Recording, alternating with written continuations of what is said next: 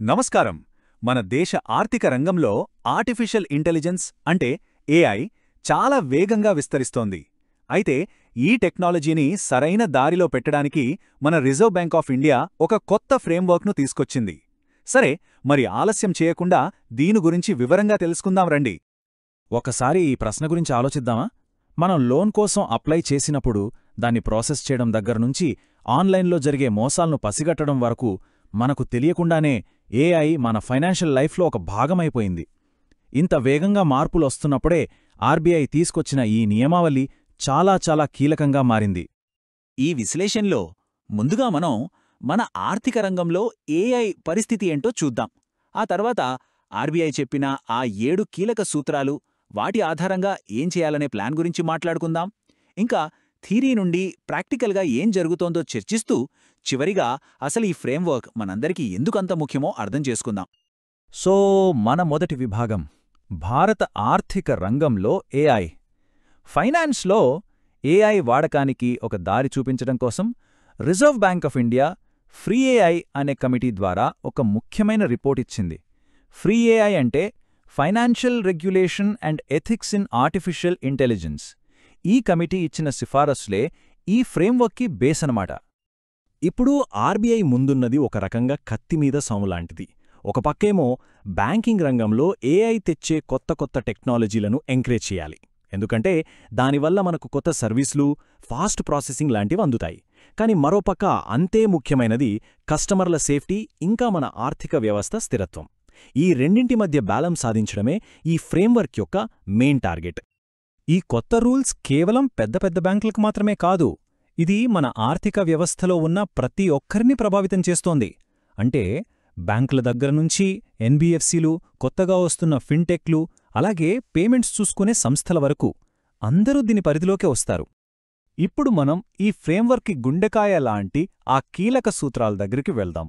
RBI వీటిని సూత్రాలు అని పిలుస్తోంది.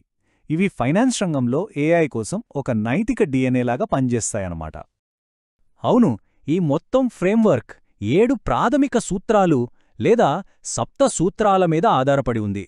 ఫినాన్స్లో ఏఐ ఎలా ఎదగాలి, ఎలా వాడాలి అనేదానికి ఇవే గైడ్లైన్స్.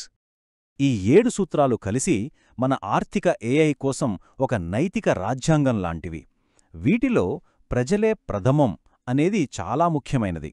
టెక్నాలజీ ఎంత అడ్వాన్స్ అయినా అది మనుషుల మంచి కోసమే పనిచేయాలని ఇది గట్టిగా చెప్తుంది. అలాగే నమ్మకమే పునాది అనేది పారదర్శకతని, జవాబుదారీతనాన్ని ప్రోత్సహిస్తుంది.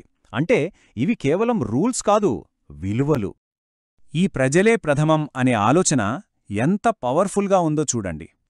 టెక్నాలజీని లాభాల కోసం మాత్రమే కాకుండా ప్రజల సంక్షేమం, గౌరవం, ఇంకా అందరికీ సమాన అవకాశాల కోసం వాడాలని ఇది స్పష్టం చేస్తోంది. ఇది ఈ ఫ్రేమ్వర్క్కి ఆత్మలాంటిది. సరే, ఇప్పటిదాకా మనం ప్రిన్సిపల్స్ గురించి మాట్లాడుకున్నాం. అంటే ఎందుకు అనేదానికి సమాధానం చూశాం. మరిప్పుడు ఎలా అనే ఆచరణాత్మక అంశంపైకి వద్దాం.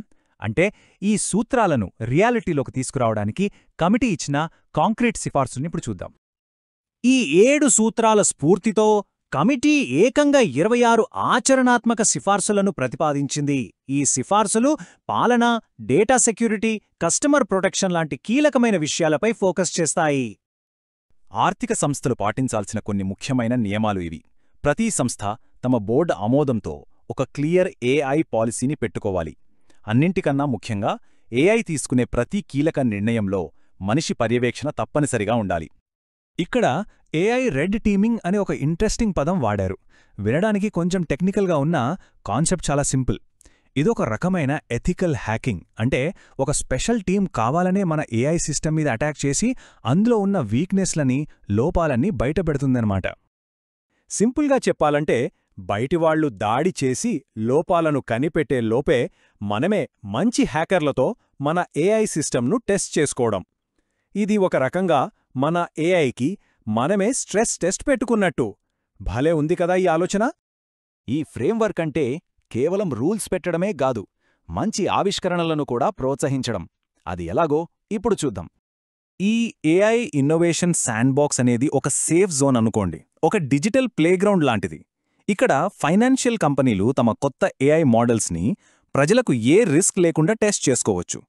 దీనివల్ల ప్రోడక్ట్ మార్కెట్లోకి రాకముందే అందులో ఏమైనా లోపాలుంటే సరిచేసుకునే అవకాశం దొరుకుతుంది. అయితే ఇవన్నీ ఫ్యూచర్ ప్లాన్స్. మరి ప్రస్తుతం ఏం జరుగుతోంది? ఆర్బీఐ కేవలం సూచనలిచ్చి ఊరుపోలేదు. స్వయంగా ఏఐని రంగంలోకి దించి భద్రతను పెంచుతోంది. ఆర్బీఐ ఇన్నోవేషన్ హబ్ డెవలప్ చేసిన ఈ ప్రాజెక్ట్ పేరే మ్యూల్ హంటర్ ఏఐ. దాని పేర్లోనే దాని పనేంటో మనకు దాదాపు అర్థమైపోతోంది.